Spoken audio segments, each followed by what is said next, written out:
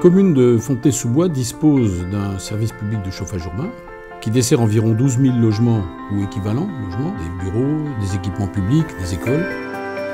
Auparavant, ce service était exploité dans le cadre d'une délégation de service public et depuis janvier 2004, ce service est géré en régie autonome par la ville, la régie de chauffage urbain, la RCE.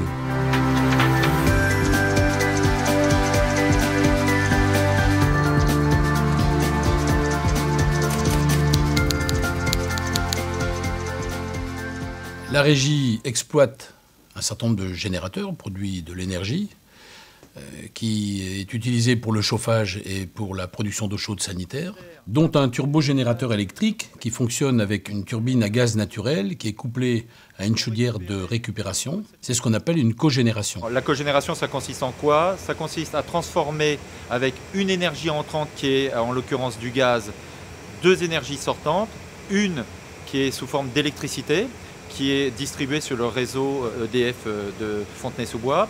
Et la seconde, nous récupérons les calories que nous distribuons sur le réseau de chauffage urbain en chauffage et eau chaude sanitaire pour les abonnés du réseau de Fontenay-sous-Bois. La régie produit, grâce à cette cogénération, un tiers de la consommation des ménages en électricité de la ville de Fontenay-sous-Bois. Nous avons complètement supprimé le combustible fuel qui existait autrefois. Nous disposons de la deuxième chaudière biomasse de la région parisienne. Et cette chaudière bois a remplacé une chaudière à charbon. Cette chaudière fonctionne entièrement au bois, au pellet de bois. C'est un petit matériel, c'est du granulé non traité, compressé mécaniquement. Et ce petit matériel, il fonctionne très très bien dans notre ancienne chaufferie charbon. On a un approvisionnement qui vient de forêt de Sologne, de la forêt d'Orléans et d'autre part, des possibilités de livraison à 100 km de Paris, c'est vraiment pas loin, quoi. Les forêts qui sont gérées par l'ONF, on sait qu'elles sont gérées durablement.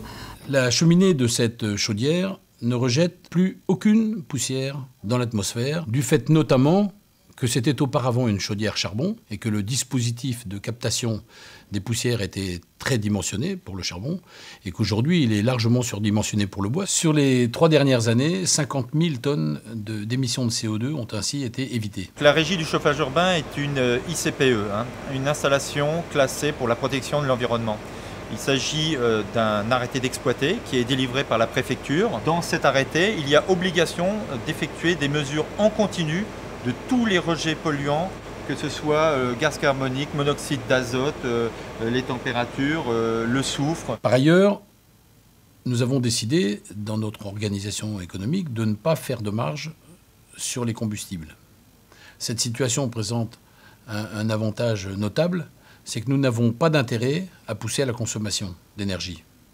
Et lorsque nos politiques d'incitation à la réduction de la consommation, soit par les réhabilitations d'immeubles, soit par la maîtrise de la consommation d'énergie auprès des ménages, lorsqu'elle porte ses fruits, cette politique, eh bien, la réduction des consommations ne met pas en péril l'équilibre économique de notre établissement public. La régie n'a pas vocation à vendre plus d'énergie que de besoin. À Fontenay, on est sur de multiples actions de sensibilisation en direction des bailleurs, des gestionnaires des immeubles raccordés, des usagers, de la population en général, pour réduire les consommations. Avec la régie de chauffage urbain, on peut dire que les élus de Fontenay-sous-Bois ont un outil qui leur permet de maîtriser leur politique énergétique et d'ailleurs d'avoir une politique énergétique, ce qui n'est quand même pas le cas de beaucoup de communes en France. En 2003, lorsque le conseil municipal, sur proposition du maire, a décidé de municipaliser le chauffage urbain, c'était quand même une décision gonflée. 11 ans plus tard, on peut dire que ce pari est réussi.